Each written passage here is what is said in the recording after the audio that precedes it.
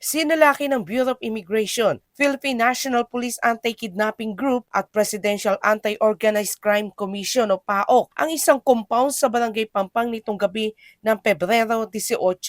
Target ng operasyon ng tatlong Japanese nationals na sina Oi Riho, Mariyama Yu at Kato Hiroaki kasamang isang Chinese national na si Wang Xinyu. Ayon sa PAOK, nag-ugat ang raid sa impormasyong ibinigay ng Embassy of Japan tungkol sa pagkakasangkot ng mga suspek sa telecommunication scam at kidnapping. Naaktuhan ang dalawang babaeng Hapon habang naglalakad ng aso habang ang dalawa namang lalaki ay tinangkapang tumakasakay ng isang sasakyan.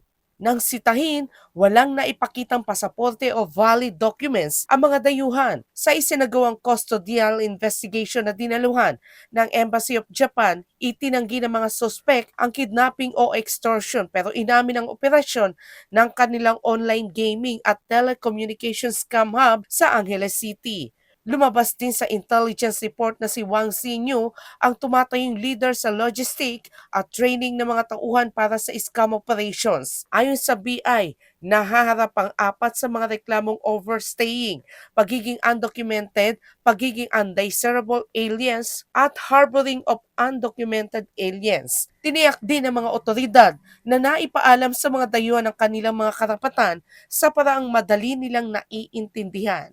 Kasalukuyan silang nakadetine sa BI Warden Facility sa Camp Bagong Diwa, Taguig City habang hinihintay ang inquest proceedings. Samantala muling nagbabala ang BI at PAOK na patuloy nilang ipatutupad ang kamay na baka laban sa anumang anyo ng transnational crimes sa bansa. Para sa Diyos at sa Pilipinas kung mahal, Cherry Light, SMNA News.